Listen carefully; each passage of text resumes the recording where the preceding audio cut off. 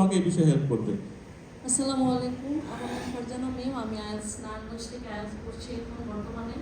আমার প্রশ্ন হচ্ছে, আমি এসএসসি করেছি উন্মুক্ত বিশ্ববিদ্যালয় থেকে, ইন্টারমিডিয়েট জাতীয় বিশ্ববিদ্যালয় থেকে, কলেজ থেকে করেছি, ন্যাশনাল থেকে, আর ডিগ্রি করেছি উন্মুক্ত বিশ্ববিদ্যালয় থেকে।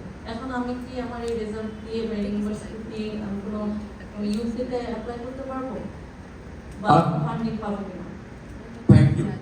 থ্যাংক ইউ, আপনাদের সুন্দর একটা কোশ্চেন। যারা আমরা ন্যাশনাল ইউনিভার্সিটি স্টুডেন্ট আছি, আমাদের কি এমন ফিল হয় যে আমি ন্যাশনাল স্টুডেন্ট দেখে আমাকে ওরা দাম দিবে না?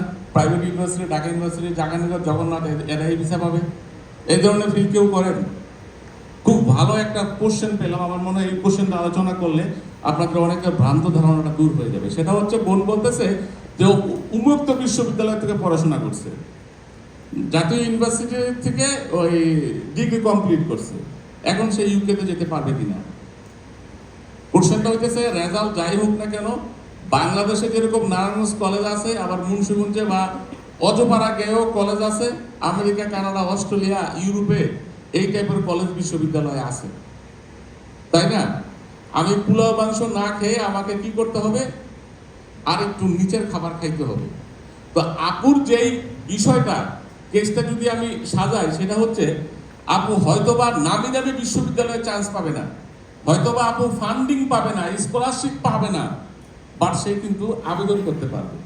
হয়তোবা অন্য স্টুডেন্টের থেকে ভিসা পাওয়ার পসিবিলিটি কম। আপু বি প্র্যাকটিক্যাল। আমার কথা শুনে না আপনি ডিজার্টেড হবেন না, আমি আপনাকে ডিজার্টেড করতে চাই না। অবশ্যই আপনি আবেদন করবেন, কিন্তু যখন দেখবো 10টা স্টুডেন্টের সাথে আপনাকে কম্পেয়ার করবে, যখন নাকি দেখবে যে এই ছেলেটা নর্থ সাউথের, এই ছেলেটা ন্যাশনাল ইউনিভার্সিটিতে সিজিপিএ ভালো, এই ছেলেটা অনার্স কমপ্লিট করছে, আমার যদি টার্গেটই থাকে আমি 10 জন স্টুডেন্টকে ভিসা দিব, আর আবেদন যদি করে 100 জন, আমি কোন 10 জনকে নিব? যেই 10 জন আমারই 100 জনের মধ্যে ভালো, তাদেরই তো নিব। তা আপনার কেসটা হচ্ছে এরকম রকম, ভিসা পাইতেও পারি, নাও পাইতে পারি। অবশ্যই আপনি ট্রাই করে দেখতে পারেন, যদি আপনার ফিনান্সিয়াল অ্যাবিলিটি থাকে। যদি মনে করেন কিছু টাকা নষ্ট হলে আপনার কোনো সমস্যা হবে না। কিছু টাকা নষ্ট এই কারণে বলতেছি, বিশ্ববিদ্যালয়গুলোতে যেরকম তুলনা করতে ফর্ম তুলতে পয়সা নেয় না কিছু, এমনই আবেদন করতে একটা অ্যাপ্লিকেশন ফি দিতে হয়, যে টাকাটা আপনি রিটার্ন পাবেন না। ভিসার জন্য আবেদন করলে এম্বাসি ফি দিতে হয়, যেটা আপনি রিটার্ন পাবেন না। যদি আপনি ফিনান্সিয়ালি সলভেন্ট হয়ে থাকেন, সেক্ষেত্রে আপনি ট্রাই করে দেখতে পারেন। But again, visa depend on embassy. যখন দেখবে যে অ্যাপ্লিকেন্টের সংখ্যা কম, তখন কিন্তু আপনার ভিসা পাওয়ার সম্ভাবনা খুবই বেশি। আমি এখানে বলি, এখানে একটা কলেজ স্কুল আছে, ইম্পেরিয়াল স্কুল। এখানে একজন প্রিন্সিপাল ছিল, শারমিন সুলতানা করে নাম। 1998-এ তার গ্র্যাজুয়েশন কমপ্লিট করা। তখন ন্যাশনাল ইউনিভার্সিটি সার্টিফিকেট ছিল বাংলায়, সবুজ একটা কাগজ, A4 সাইজের না, কাগজটা ছিল ব্লু কালারের, লিগ্যাল সাইজ। তো তার সার্টিফিকেট, এই যে 24 বছর স্টাডি গ্যাপ দিয়ে তার আমি ভিসা পাইছি, এটা হচ্ছে একটা ভালো এক্সাম্পল। এবং তার মেয়ে এবং মেয়ের জামাই সহকারে এখন আমেরিকাতে আছে। তো এটা তৌকিরেরও খুব কাছের মানুষ ছিল। তো আপনারা যাদের কোয়ালিটি তুলনামূলকভাবে অন্যদের থেকে কম, আপনারা চাইলেও এখন ইমপ্রুভ করার সুযোগ নাই। কিন্তু যদি মনে করেন আমি গিভ আপ করবো না, আমি আমার লাইফে একটা চান্স নিব, যদি হয়ে যায়, এই সেন্সে অবশ্যই আমি আপনাকে রিকমেন্ড করব, আপনি ট্রাই করে দেখতে পারেন। বাট এগেন, অবশ্যই এটা হার্ড কিন্তু পসিবল। আশা করি আমার প্রশ্নের অ্যান্সার পেয়েছেন। হ্যাঁ, শিওর, তো কিছু বলবো। আমি একটু সংক্ষেপে বলি যে আমার একটা স্টুডেন্ট 2014 সালে এসএসসি দিছে। তো এরপরে তার বিয়ে হয়ে যায়, তার একটা বেবি হয়। তো যাই হোক, এর মাঝখানে প্রায় অনেক বছর গ্যাপ, কিন্তু 2019 সালে সে উন্মুক্ত বিশ্ববিদ্যালয় থেকে এইচএসসিটা কমপ্লিট করে। মানে কমপ্লিট করার পরে সে চিন্তা করে যে সে কী করবে, কোথায় যাবে। 2019-এ তার এইচএসসি আর এসএসসিটা হচ্ছে 2014 সাল। এরপরে সে 2024 সালে সে আইএলটিএস নারায়ণগঞ্জে তার আইএলটিএস কোর্স কমপ্লিট করে এবং সে 6 পায়। 6 পাওয়ার পরে তার এই ডকুমেন্টেশন নিয়ে সে আলফাতে আসে এবং আলফার থ্রুতে সে অ্যাপ্লাই করছে ফিনল্যান্ডে। তার ভিসার প্রসেস চলতেছে এবং আই হোপ ভেরি সুন আমরা তার ভিসার একটা আপডেট পেয়ে যাব, ভেরি সুন হয়তো এটা আসবে। সো উন্মুক্ত বিশ্ববিদ্যালয়ে পড়েছি, আমার ওই দেশে যেতে হবে, তমুক দেশে যেতে হবে, এরকম না, কোথাও না কোথাও আমি ইনশাল্লাহ যেতে পারবো। একটা না একটা সুযোগ অবশ্যই আছে। ওকে, থ্যাংক ইউ। আচ্ছা, তার পরবর্তী কোশ্চেন। হ্যাঁ ভাই, এইদিকে একটা ভাই। জি। আসসালামু আলাইকুম, আমি মোহাম্মদ ওমর ফারুক।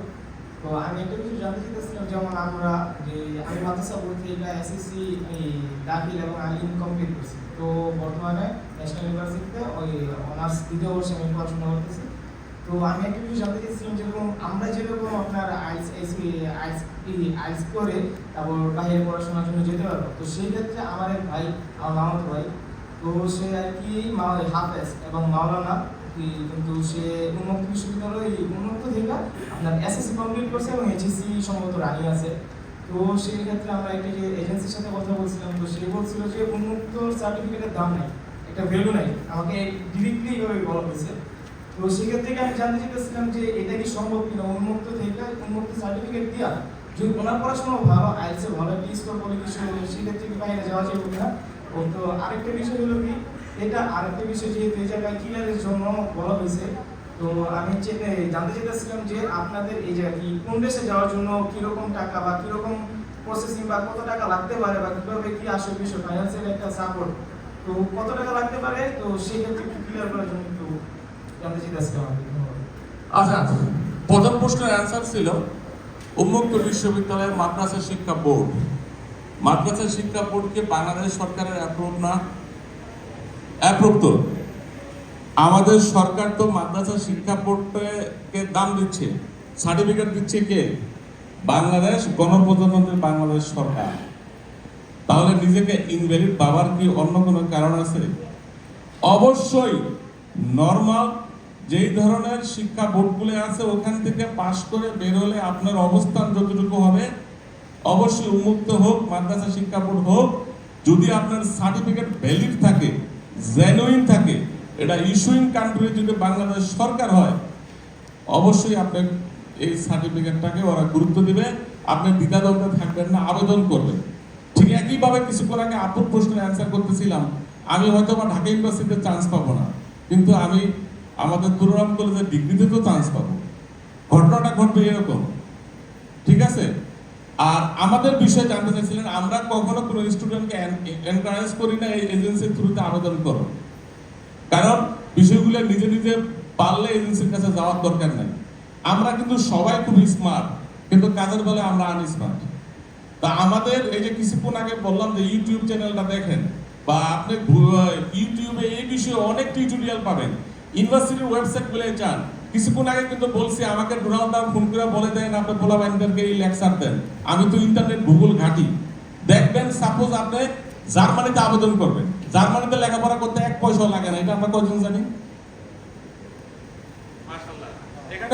এখানে অডিয়েন্স অনেক, জানি 8-10 জন। তো আমাদের তথ্যের ভান্ডারের অবস্থা কত খারাপ, যেখানে জার্মানিতে পড়াশোনা করতে 1 পয়সাও লাগে না, সেখানে আপনি আমাকে প্রশ্ন করতেছেন যে আমি এজেন্সিতে কয় টাকা সার্ভিস চার্জ দেবো, আমাকে আপনার টাকা দেওয়ার দরকার আছে? যদি আপনি তথ্য জানেন, আপনি যখন পারবেন না, আপনার নিজের প্রতি যখন আপনি নিজের কনফিডেন্স হারাইয়া ফেলবেন, তখনই কিন্তু আপনি এজেন্সির কাছে যাবেন। তার আগে অবশ্যই আপনি নিজে নিজে ট্রাই করবেন। অবশ্যই আমরা যেহেতু একটা অফিস, আমরা সার্ভিস চার্জ নেই। যেরকম ইংল্যান্ডে আমরা কোনো সার্ভিস চার্জ নেই না, অস্ট্রেলিয়াতে আমরা কোনো সার্ভিস চার্জ নেই না, এখানে ইউনিভার্সিটি থেকে আমরা কমিশন পাই। কিন্তু অন্যান্য কান্ট্রিগুলো যেখানে কোনো টিউশন ফিসই নাই, সেখানে আমাকে ইউনিভার্সিটি ওই কান্ট্রিগুলো, ওই ইউনিভার্সিটিগুলো কোথা থেকে কমিশন দিবে, সেক্ষেত্রে আমরা সার্ভিস চার্জ নেই। এটা ডিপেন্ড অন কান্ট্রি, এক একটা কান্ট্রিতে এক এক রকম না। আর কেউ? আচ্ছা এখানে এক আপু, আচ্ছা ওই পেছনে আরেকজন।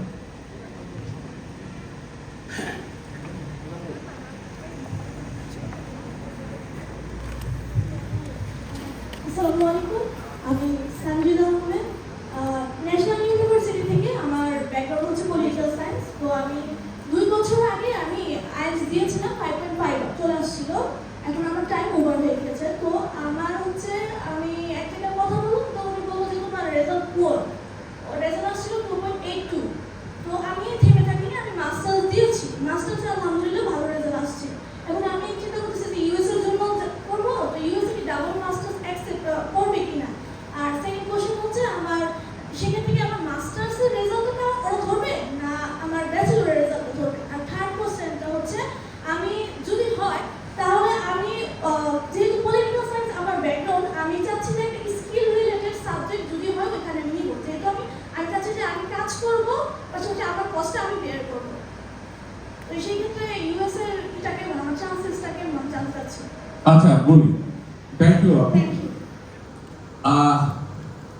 বিষয় সেটা হচ্ছে আমি প্রায় বলি আমার ভিডিওগুলোতে বলি, যেহেতু অনেক লাইভ সেশনে অনেক ইউনিভার্সিটিতে যাই, কথা বলি যে ইনফরমেশন নেই, আমরা ইনফরমেশন জানি না। আপুর বেলাও কিন্তু সেই যে 2.89 পাইছে। এখন এটা আমারও প্রশ্ন না করে আমি অবশ্যই উত্তর দিব, টাইমটা শেষ পর্যায়ে বলতেছি। সেটা হচ্ছে এই তথ্যটা কিন্তু আমেরিকাতে অনেক ইউনিভার্সিটি আছে না, যেহেতু আপু ইন্টারেস্টেড ইউএসএ, তো ওই ইউনিভার্সিটিতে গিয়ে ওয়েবসাইটে গিয়ে ঢুকতে হবে, ঢুকে দেখতে হবে কোন কোন ইউনিভার্সিটি আমাকে অ্যাকসেপ্ট করে। অবশ্যই 2.89, ইভেন এটার চেয়ে কম স্কোর দিয়েও আমরা আমেরিকার ভিসা পেয়েছি। আমেরিকার বেলা আপনার বয়স ডাজন্ট ম্যাটার, আপনার রেজাল্ট ডাজন্ট ম্যাটার। আপনি যদি ইউনিভার্সিটিতে চান্স পান, আমেরিকান এম্বাসির ভিসা অফিসারের এই বিষয়ে কোনো কথা থাকবে না, খালি প্রমাণ করতে হবে আপনার উদ্দেশ্য আমেরিকাতে গিয়ে পড়াশোনা করা। আপনার বাবা মাকে যাতে আপনার বাবা মা আপনাকে পড়াশোনা করাইতে পারে সেই অর্থনৈতিক সক্ষমতা আছে এটা প্রমাণ করা, পড়াশোনা শেষ করে বাংলাদেশে ফেরত আসবেন। আরেকটা কোশ্চেন জানি কি ছিল আমি ভুলে গেছি। জি, আমার সেকেন্ড কোশ্চেনটা ছিল মাস্টার, সেক্ষেত্রে মাস্টার। ও আচ্ছা আচ্ছা আচ্ছা আচ্ছা, আমার এই হয়েছে খেয়াল আছে, সেটা হচ্ছে যারা মাস্টার্সে আবেদন করবেন, যাদের মাস্টার্স কমপ্লিট করা আছে তারা মাস্টার্সটা দেখাবেন না, কেননা এনকিউ এট লেভেল 7 অলরেডি আপনি বাংলাদেশ থেকে কমপ্লিট করে ফেলছেন। আবার যখন মাস্টার্সের জন্য আবেদন করবেন, ভিসা অফিসার সন্দেহ করতে পারে আপনাকে, মনে করতে পারে যেহেতু আপনার মাস্টার ডিগ্রি অলরেডি একটা আছে আর একটা মাস্টার্স করতে যাইতেছেন, এটা বিশ্বাসযোগ্য না। সে মনে করবে আপনি এই মাস্টার্স করার নাম করে আমেরিকাতে গিয়ে ভাগবেন, ওখানে গিয়ে কাজকর্ম করবেন, পড়াশোনা না করে সিটিজেনশিপ নেওয়ার চেষ্টা করবেন। তাই আমি বলি যাদের ব্যাচেলার কমপ্লিট আছে, মাস্টার্সও কমপ্লিট আছে, তারা মাস্টার্স কমপ্লিট আছে এটা দেখাবেন না। ব্যাচেলার পরে যদি স্টাডি গ্যাপ হয় সেখানে জব দেখায় আপনি গ্যাপটা ফিল আপ করে দিবেন, যাতে ভিসা অফিসার এই বিষয়ে কোনো কনসার্ন তার মাথার মধ্যে না আসে, তার মাথার মধ্যে বিন্দু মাত্র কোনো কনফিউশন ক্রিয়েট করবে এমন ধরনের কোনো তথ্য দেওয়া যাবে না। যেহেতু আমরা এইভাবে জাতিগতভাবে বাঙালি, ওরা ধৈর্য নেই আমরা সোর, এই অবস্থা থেকে আমাকে প্রমাণ করে আসতে হবে আমি জেনুইন, আমার উদ্দেশ্য পড়াশোনা করা এবং পড়াশোনা শেষ করে আমি বাংলাদেশে ফেরত আসবো। আমাদের বেলায় কি হয় জানেন, যখন নাকি কোনো দেশের বাইরে যাই, আমি বাঙালি যখন সবুজ পাসপোর্ট দেখে এরা মনে করে, প্রথমে মনে করে আমার কাগজপত্র 2 নম্বর, চশমাটা খুললা একবার এমনি দেখে পাসপোর্ট, একবার এইভাবে দেখে, মানে মনে হলো যে আমি চিড়িয়াখানা থেকে কিছুক্ষণ আগে কোনো জন্তু জানোয়ার ছাড়া পাইয়া এয়ারপোর্টে আসছি। বাস্তব কথা, আপনারা যদি ইন্টারন্যাশনাল ট্রাভেল করেন ইউরোপ আমেরিকাতে, আনলেস আপনাকে সম্বন্ধে জানার আগ পর্যন্ত, তো এই অবস্থাটা কেন জানেন, বাঙালি গিয়ে ওখানে বাক্সে পড়াশোনা করে নেয়, কাজকর্ম করছে, এসএলএম মারছে, এই কারণে আমাদের এখন ভিসা পাইতে কষ্ট হয়। যদি স্টুডেন্ট গিয়ে পড়াশোনা করতো, সঠিকভাবে রুলস মানতো, তাহলে কিন্তু 100% আবেদন করলে 100% ভিসা হইত। আমি পরবর্তী প্রশ্নে যাচ্ছি, আমার মনে হয় সময় শেষ পর্যায়ে কি আমরা আসলে আজকে জুম্মাবারের একদম শেষ পর্যায়ে, অনেক স্টুডেন্ট দূর দূরান্ত থেকে আসছে, তো হয়তো তাদের সময় লাগবে। আচ্ছা আচ্ছা, আমরা লাস্ট কোশ্চেন এটা আমরা নেব, লাস্ট কোশ্চেন। আচ্ছা, এই আপু আর এই দুটো কোশ্চেন আমরা, কিন্তু শর্ট, প্লিজ শর্ট, হ্যাঁ, শর্ট অ্যান্সার প্লিজ। আসসালামু আলাইকুম, আমি সাবরিন, আমি ফার্মাসির স্টুডেন্ট। তো আমার একটা কোশ্চেন ছিল যে আমরা যদি প্রফেসর ম্যানেজ করতে পারি তাহলে ভিসা প্রসেসিংটা কীরকম, আর মাস্টার্স কোর্সটা অফার মানে আমাদের জন্য ইজি অ্যাজ এ ফার্মাসিস্ট, নাকি হচ্ছে আমরা পিএইচডির জন্য অ্যাপ্লাই করলে এটা আমাদের জন্য বেশি বেটার? খুব সুন্দর কোশ্চেন, থ্যাংক ইউ আপু। আমি বলতেছি ফার্মেসি, মূল বিষয় কি জানেন, যে আমেরিকার আমি কি খাই, কি খাইতে পছন্দ করি, এটা যদি আপনি জানেন, আপনি কিন্তু আপনাকে পড়াইতে 2 মিনিটের বেশি 3 মিনিট লাগবে না। আপনি যখন নাকি দেখবেন আমেরিকান এম্বাসি বা ইউরোপিয়ান এম্বাসি বা ইউকের এম্বাসি কি চাচ্ছে, আমি বলি গতানুগতিক সাবজেক্টে অ্যাপ্লাই করবেন না, এমন সাবজেক্টে অ্যাপ্লাই করবেন যেখানে গিয়ে সিটিজেনশিপ পাইতে সহজ হয়, যেখানে গিয়ে আপনি কাজ পাবেন, ওয়ার্ক পারমিট পাবেন, টাকা ইনকাম করতে পারবেন, টাকা ইনকাম করে ওইখানেও আপনি পড়াশোনার খরচ দিতে পারবেন, বাংলাদেশেও সাপোর্ট দিতে পারবেন। আমি একটা সাবজেক্টের কথা বলি, আর্লি চাইল্ড কেয়ার এডুকেশন, এই সাবজেক্টের সাথে আপনারা কতজন পরিচিত? নার্সিং, এই সাবজেক্ট আপনার দেশে নাক শিক্ষায় না, ও নার্সিং পরে নিশ্চয়ই খারাপ স্টুডেন্ট আছে না?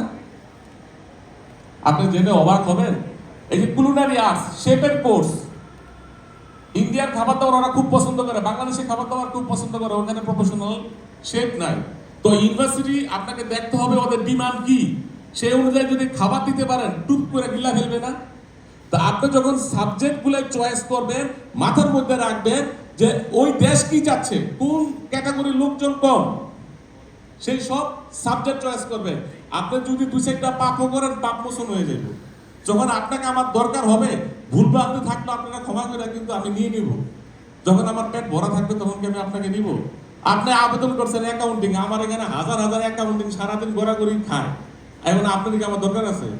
আপনি আবেদন করছেন কম্পিউটার সায়েন্সে, কম্পিউটার সায়েন্সের লোকজন দিয়ে এই দেশ ভরপুর, আপনার কি আমার দরকার আছে?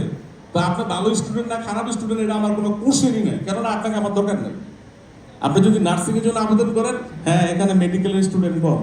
আপনি আর্লি চাইল্ড কেয়ার নিয়ে পড়াশোনা করেন, হ্যাঁ এই দেশের মানুষ অটিজম হয়ে জন্মায় বেশি, বাচ্চাদের জন্মের পর থেকে লোক আপনার করতে হবে। আপনি যদি কুলিনারি আর্টসে অ্যাপ্লাই করেন, এই দেশে মানুষ ঘরে রান্না বান্না করে খায় না, রেস্টুরেন্টে খায়। কুলিনারি আর্টস সেই আমার দেশের দরকার আছে।